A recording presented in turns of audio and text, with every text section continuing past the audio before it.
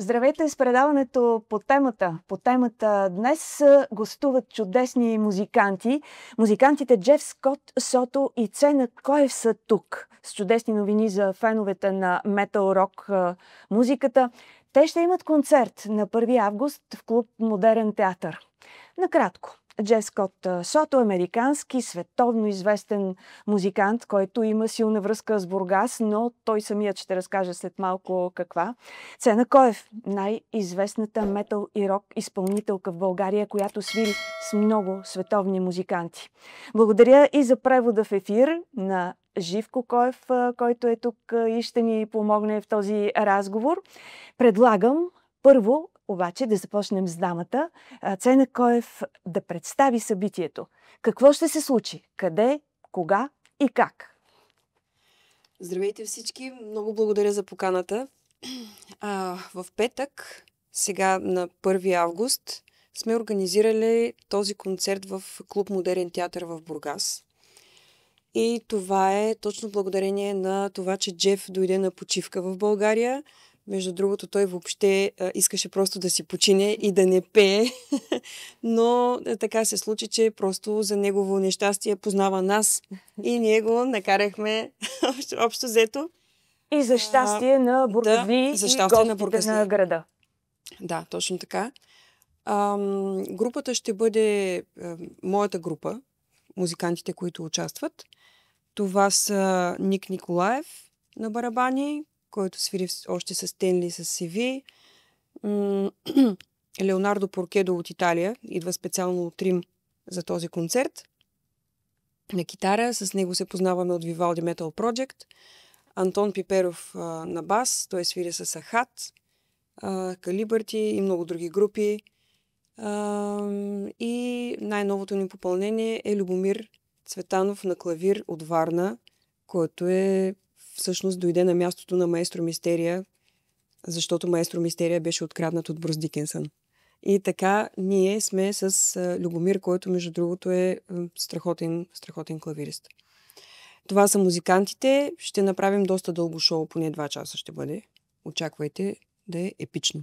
След малко ще поговорим подробности за програмата, но веднага искам да включа и Джеф Скот Сото. Първо с един такъв въпрос. Джеф, ядосан ли сте много на Цена Коев, че ви развали ваканцията?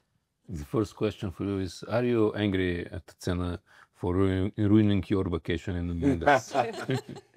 No, it actually worked out better because next week or after the show, I have about 5 or 6 days to relax and I'm going to use it to the fullest. Всъщност съм доволен, че така се получи, защото след шоуто ще имам около 6 дена да си почина и мисля да се насладя на почивката максимално. Очевидно, музикантите не могат дълго без да свирят и да пеят. Вие лично колко сте издържали без да пеете, без да се занимавате с музика? Колко време? It seems like musicians can't stay a long time without playing or singing. What is your record? How long have you lasted without working on music? I think the last time I had time off was in 2017. Мисля, че последното време, когато се починах, беше през 2017. Even during the pandemic, I worked every day at home because, we didn't know how long it was going to take to go back to life. And I was thinking the only therapy I have to get through the pandemic is to keep my mind on music. Дори през пандемията всеки ден работих вкъщи, записвах, защото тогава не знаехме колко време ще продължи самата пандемия и единствената терапия, която имах, беше да се фокусирам върху музиката и да записвам. Преди малко, когато го представих накратко, обещах, че Джеф Скот Сото ще разкаже сам за връзката си с Бургас. Сега е време да разкажете каква е тя за тези, разбира се, които все още не знаят. For the ones who still don't know, can you tell us about your connection to Burgas? Well, of course, most people know. By now, it's no secret that I'm married to a woman that's from Burgas, and we've been together. Oh my God, since 2007, I think, when we first met. So I've been coming to Burgas since 2009, and we still have an apartment here in town, and it's always great to come back. Any chance I get to come back to see my family and to visit Burgas. You're our citizen, actually. Yes, that's how I feel. Наш съгражданин. Повечето хора са запознати с това, че моята жена е от Бургас, а ние се запознахме през 2007, така че 2009 беше първият път, когато дойдох в Бургас. Често идваме тук, имаме апартамент, имаме роднини, които често обичаме да виждаме и си идваме често за почивка. И малко любопитство да проявим. Красива ли е съпругата му? Как се срещнаха? Как се харесаха? Беше ли любов от пръв поглед? Is your wife beautiful? How did you meet her? How did you like each other? Was it love at first sight? Well, we met in the UK, and it pretty much was, you believe in love at first sight because it does exist, and we're still together after all these years. And she had 2 small children then. Now they're grown children. And yeah, it's amazing. I mean, she's not here. She's back in Los Angeles right now, but I will be with her entire family. I will have dinner tonight with them. We're going to spend some time. So it's, if she can't be here with me, then at least I can see the family without her. Запознахме се в Великобритания и да, има любов от пръв поглед, защото все още сме заедно. В момента тя не може да е с мен тук. Тя е в Лос Анджелес, но аз съм тук с семейството й. Тя има... She has 2 children? She has 2 children, yeah. Тя има 2 деца, които вече са пораснали и сега ще се видя с тях. They're adults now. Пораснали, да. И ще се прекараме чудесно с семейството. И сега към музиката. Любовта към съпругата му е от пръв поглед. Как се случи любовта към музиката? Преди колко години започна всичко? И по-конкретно, любовта към рок-музиката, към метал-рок. Как започна всичко? So, love at first sight, it was for your wife, but what about love for music? When did it all begin? Especially love for rock and metal music? Was it at first sight, and how it happened? Music was definitely immediately injected into my life because both my mother and father were singers. But when my brother was born, they gave it up just to raise the family. I wasn't so bold when my son was born. I kept going even more. Yeah, so I've been doing music since I was maybe 8 years old. But professionally, I started when I was 18, and rock and roll that started late for me. I started listening to rock around 15 years old. Before that was pop music, R&B, funk. I like this, yeah. Всъщност, любовта към музиката е в кръвта ми, още когато съм се родил, защото майка ми и баща ми бяха певци и двамата. Те се отказаха от музиката, за да могат да отгледат брат ми. Това е нещо, което аз не направих. Когато се роди моя син, аз продължих да обикалям по турнета и по концерти. Всъщност, любовта ми към рока е малко по-късно. Се появи, бях около 14-15 годишен. Преди това слушах фънк. What are the genres? Pop, R&B, Motown.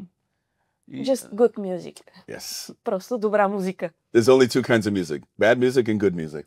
Има само 2 вида музика. Добра и лоша. Да. В крайна сметка, вие знаем за вас, че сте свирили с много известни, популярни музиканти в рок-метала. Кои са оставили най-силна следа във вас, в вашето музикално развитие? So you've played with some of the most famous bands in rock and metal. Which was the band or musician that left the deepest mark in your развитие, development? In your music development. It's kind of it's hard to choose one over the other because my last band, Sons of Apollo, had some of the greatest musicians in the world and my dear friends as well. So for me to play with them was probably one of the biggest features of my life, but also to share the stage several times with Brian May and Roger Taylor from Queen.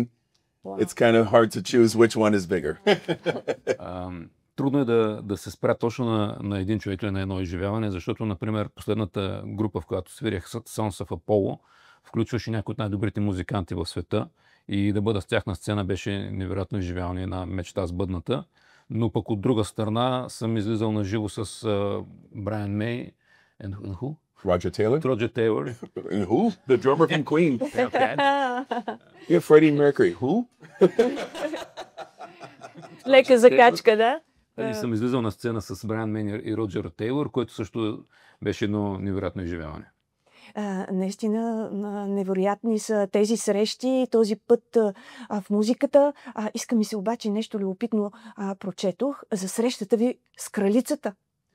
So all these meetings are very interesting about your path in music, but I read something else that interested me. Your meeting with the Queen. The Queen? No, Queen. I never met the Queen. British Queen. No, only the band Queen. Не съм срещал кралицата, Which is the band Queen? само групата. Just the group Queen, but not the actual Queen. I see. Няма значение. Така съм прочела, нещо беше свързано с кралицата, но ние продължаваме с другите наистина кралски събития в музиката. Кои са всъщност вашите най-важни моменти в музикалното ви развитие? Кои концерти си спомняте? Разкажете ни някоя интересна случка, някоя интересна история. What are some of the most important moments in your musical development? Some concerts you remember? Can you tell us an interesting, something funny or interesting that happened?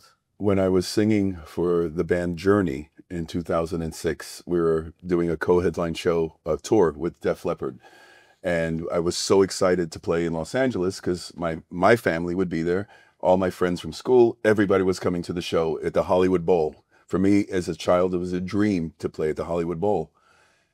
That week we were playing, it was raining. And that day, it rained during the day. And so the surface on the stage was really slippery. Even if you have one drop of water, you're like, uh-oh. But now you can imagine it was wet everywhere. Wow. So they said, be careful, be careful. The show's starting. I just put one step on the stage and I'm like, oh no. How am I going to do 90 minutes like this? So I walk this to the microphone and I try not to move, singing, okay, it's okay. And then I went over the surface of the floor stopped and it was just a cement, a regular floor. I stepped there, oh, I can run, I can move. Great. So I'm doing a few songs there and then I went back on the stage. As soon as I stepped on my ass in front of 22,000 people at the Hollywood Bowl. And sorry, you can finish this. The first thing you're thinking, do I say, uh-oh, I'm sorry? Or do you say, I stood up and I said, yes. And everybody was cheering. Very interesting. Да, Когато бях много смешно. It's a lot to take. It's a very funny, yeah. Когато бях на турне с Journey, като вокалист на Journey, имахме турне заедно с Def Leppard, в което бяхме ко-хедлайнери. И най-сетне стигнахме до родния ми Лос Анджелес, където щяхме да свирим в what was the name of the venue? Hollywood Bowl, което е огромно и винаги съм мечтал да свиря там, но целият ден валя. И в момента, когато трябваше да излизаме, ми обясниха, че много трябва да внимавам, защото сцената е хлъзгава. И дори съвсем малко да се намокра, става много хлъзгаво. И в момента, в който стъпах на сцената, се подхлъзнах и си казах, как ще изкарам 90 минути на тази сцена. Но отидох на микрофона, гледах много да не мърдам, пях и забелязах, че като направя няколко крачки напред, покритието се сменя и вече е цимент. И стабилно. И отидох там и спях няколко песни там, можех да бягам, можех да скачам. И в момента, в който се върнах пак на хлъзгавата сцена, веднага паднах. Забравих за това. Паднах по гръб и като паднах си чудех сега какво да кажа. Или да изляза и да кажа yes. И скочих. Жив съм. И цялата 22 хилядна тълпа почна да вика с мене. There's a happy ending to the story. When I fell the first time, I didn't want to fall again. So I took off my shoes. And I noticed on my socks, it was almost like it was rubber. I was perfect. The rest of the band standing still. I was running the stage with my socks. At the end of the show, the socks were as black as my shoes. I had to take them off, throw them away. Историята има щастлив край, защото когато паднах, реших да си махна обувките и установих, че по чорапи въобще не се хлъзгам, те са като гума. И бягах през цялото време, скачах на сцената, забавлявах се, цялата група стоеше неподвижно, за да не се хлъзне, но аз нали, може да се движа и накрая на шоуто чорапите ми бяха черни като обувките ми и трябваше да ги изхвърля. Да, позабавлявахме се, но все пак, нека научим малко повече за метал рока. След малко и Цена ще ни разкаже за това пък какво е да си жена в метал рока. Какво е това, което не знаем за рок-метала, какво не знаем за тази музика, какво е важно от тази музика, трябва ли непременно да е страшна, да звучи страшно, какво е метал рок? Is there something we don't know about metal and rock music? Is it really scary? Is it too loud? Should people be scared of this music? 1,000,000,000% no. Because one thing people have to understand and realize, people in this music, a lot of it is theater, a lot of it is drama, a lot of it is for branding and selling an image and just to get more attention. But what people don't realize is a lot of metal people, they love things that not metal. They love Earth, Wind and Fire. They love the Bee Gees. They love Celine Dion. There's so many that listen to so many different genres of music, not just this music. So when they're not on the stage, they're normal people like everybody else. 1,000,000,000% няма нищо страшно в метал. Хората трябва да разберат, че голяма част от метал и рок музиката е просто брандинг, реклама, маркетинг и затова хората виждат нещо, което изглежда по някакъв начин скандално или страшно, но всъщност извън сцената музикантите са музиканти като всички други, нормални хора. Много от тях слушат най-различна музика, не само метал, Earth, Wind and Fire, Celine Dion, The Bee Gees. Да, съвсем различна музика. За вас лично като музикант, кое е по-важно? Музиката, мелодията, това как звучите на сцената или самия текст или всичко? For you as a musician, what is more important? The music, the melody, or the lyrics, or sound. Everything, the sound, or everything together? Everything together. I used to have priorities. Okay, the music has to be stronger than the singing or the lyrics. But then later I realized that you have to have strong melodies. You have to have lyrics with a message.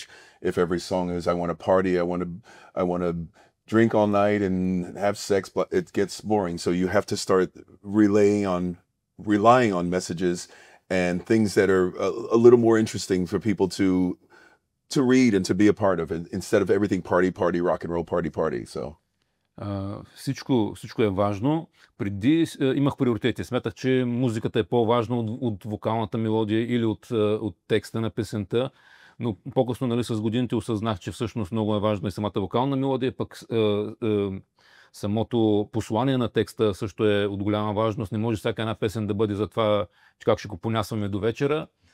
И защото става скучно, трябва да има дълбочина, трябва да има истинско послание, което да докосне хората. И мисля, че е време да включим вече и Цена Коев, която заслужава не по-малко внимание. Разбира се, извиняваме се, Цена, но трябваше да отделим нужното на нашата звезда, Джеф Скот Сото, тук в студиото. И веднага първият ми въпрос е, как стана възможно, вече разбрахме колко случайно сега този концерт, но как се запознахте, защото това не е първия ви концерт заедно, не е първата ви съвместна изява. Как се срещнахте, как се харесахте в музиката? Даже знам, че имате и обща песен. Ами как се харесахме и запознахме, това стана възможно, когато все още работихме в Vivaldi Metal Project заедно с Маестро Мистерия и записвахме втори албум. Тогава се написа една песен Tears to Splendor, в която между другото участва и моят най-любим барабанист на света. Това е Майк Портной от Dream Theater, което няма да крия, това е любимата ми група въобще. Джеф написа текста, вокалната мелодия. Не помня точно кой беше композитора. Живко, ако ти си спомняш, аз не помня. Нямам идея точно кой беше. Но това беше нашата първа колаборация. Ти записа бек вокалите. Аз записах вокалите. Аз и сестра ми записахме вокали. И така, всъщност, когато той дойде в Монтана, ние се запознахме. Аз му казах, хей, участваме заедно в една песен и така. Без да сте се срещали все още? Без да се бяхме срещали, да, за първ път се видяхме. А как се казва песента? Erasme ли е? Tears to Splendor. Tears to Splendor. Това е песента, в която за първ път участваме заедно.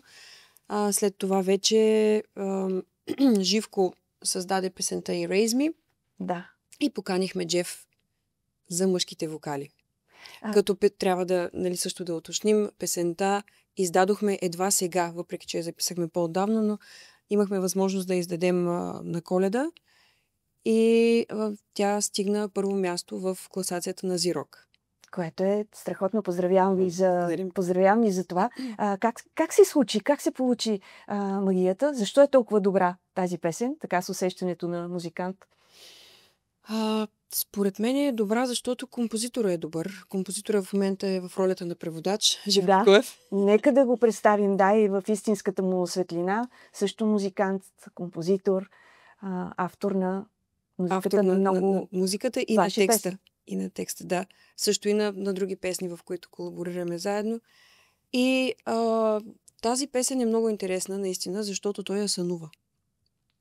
Той я сънува изцяло. He's not just a good translator, he's a good songwriter. Yes. Абсолютно. Yes. Да. И за да не я забрави, трябваше сутринта веднага да реагираме. Ние бяхме с малко бебе, беше много смешно. Имахме една раздрънка на китара, която почти не можеше да се изкара звук от нея. Но за да не забравим това, което е сънувал, успяхме да запишем всичко, акорди, текст, мелодия, за да направим едно демо, в крайна сметка да може да остане. И така... Така се получи тази успешна песен. Аз мисля, че тук трябва да включим Живко отново.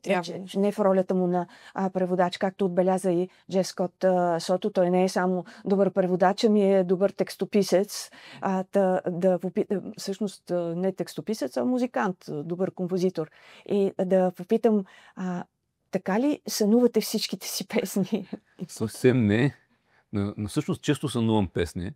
Много е трудно да се запомня. В момента, в който се събуди човек и забравя мелодията. А тази беше една от особено... Значи, това е много особено, защото понеже човек сънува и в съня му нещо му се струва много хубаво, събужда се и не е толкова хубаво. Но тази беше различна. Тази наистина беше много хубава. И затова бяхме с малко бебе, бяхме спали от месеци, но аз събудих цена, вземи китарата, да запишем песента, да не забравим. Как се усеща, че парчето ще е добро? Как става това? То е вече въпрос на вкус. Да. На мен ми харесва, а това, че дали ще се хареса на хората и дали ще стане хит, е съвсем друг въпрос. Да, но явно се усеща. Аз се връщам към Цена. Усеща ли се? Имате ли вие едно такова като музикант, като певица, едно такова усещане, кога песента ще се превърне в хит или поне ще се хареса? Аз така си мисля. Лично аз имам такова усещане. Да. Сега въпросът е, че някой път на човек му идват някак си свише отгоре, му идват композиции, които знаеш, че няма да са хитови, но ти харесват и искаш да ги направиш. Пак са си твои деца. Пак трябва да ги развиеш, да им дадеш нужното внимание. За тях така или иначе има публика. Разкажете сега за това, какво е да си дама в метал рок.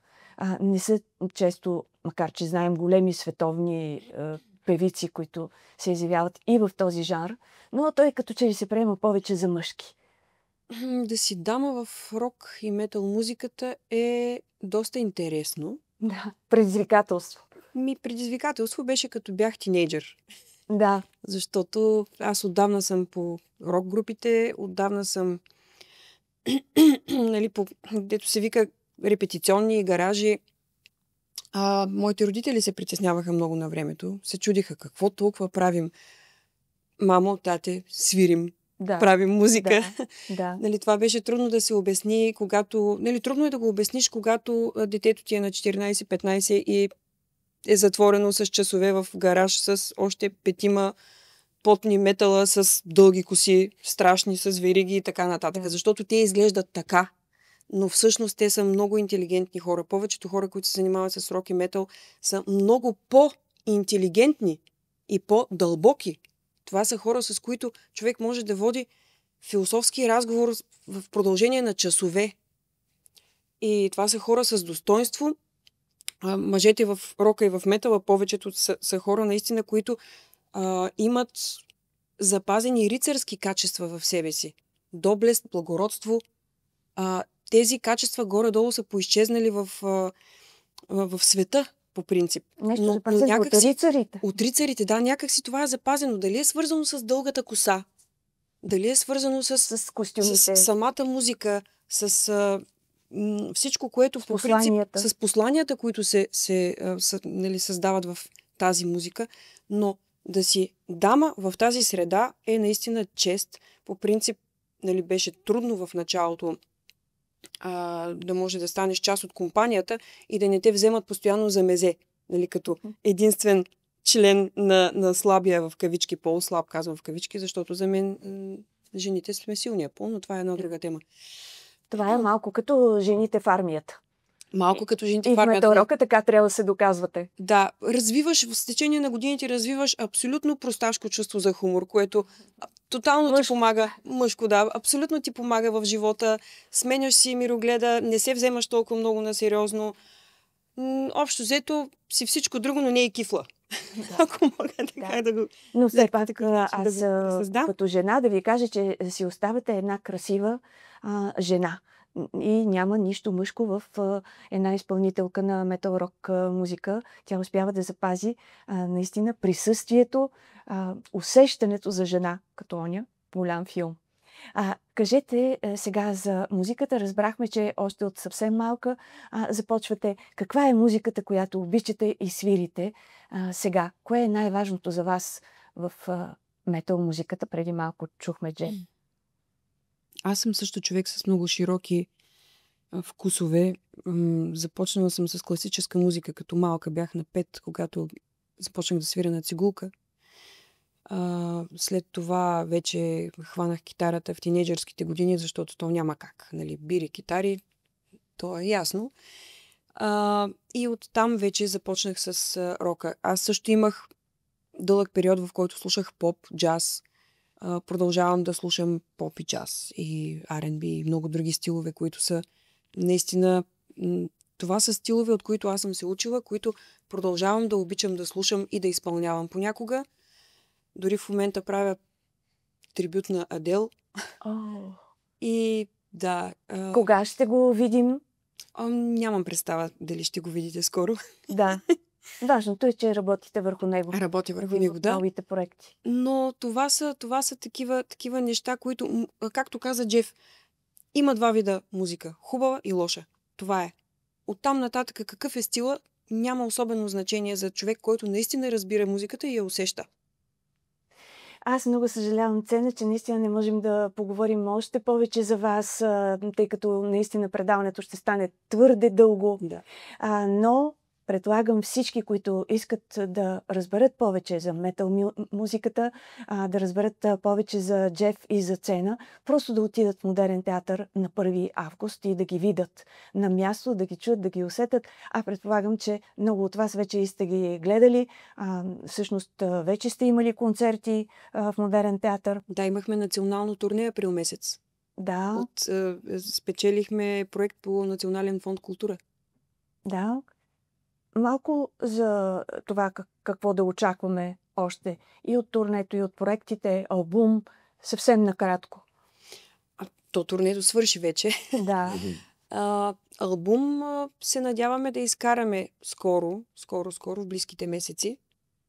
Втори албум да излезе. Да, сравнително малко скоро. Трудно се жонглира с 3 деца и музикална кариера. Невероятно. Но това е положението. Правим всичко възможно. Какво да очакваме от концерта? Очаквайте невероятна музика, супер епичен концерт. Това са песните от соловата кариера на Джеф, от моя първи и втори албум. Също така и няколко изненадващи кавери, които ще запазим в тайна. За тези, които трябва да дойдат. И новото ви парче, което сте заедно, Erase също ще звучи, нали? Абсолютно. Абсолютно. Финал ще бъде за Джеф отново, за да покани хората първо каква публика е бургаската и защо трябва да не пропускат това събитие в клуб Модерен театър. What kind of audience are the people of Burgas, and why should they not miss this event? Well, for starters, I always try to preach that I'm not just a metal singer or a rock singer. I love, especially now, after having 40 years of a career, I'm able to do so many different things musically in one show. And when we were putting this show together, I said exactly this. I don't want it only to be primarily rock and roll. I wanted to do other things that will bring other interests from other genres to other people. So we have a little bit of something for everybody, not just a select audience. На първо място искам да кажа, че след 40 годишна кариера в музиката много държа хората да знаят, че аз не съм само рок и метал музикант. Така че това, което направихме, е, че в сетлиста включихме песни, които са за по-широка публика, които ще се харесат не само за хората, които са рок-н-рол. Ще има за всеки по нещо. Така че заповядайте, бъдете там. One day I have to do a song from Lilian Nova. With Лили Иванова! Един ден ще направя и песен на Лили Иванова. Това не знам сега като шега ли да го приема или като истина, но нека пък да не уточняваме. Нека остане като загадка, като малка тайна, която ще разкриете, ако отидете на концерта. Много ви благодаря. Трима чудесни музиканти бяха в студиото днес. Джеф Скот Сото, Цена Коев и Живко Коев. Освен всичко, той ни помогна и с превода. На добър час, успех не само на този концерт, а на всичко, което продължавате да правите в музиката. Благодарим. Заповядайте и вие. Благодаря ви много. Ще се възползвам. Благодаря на вас, че бяхте с нас. До нови срещи!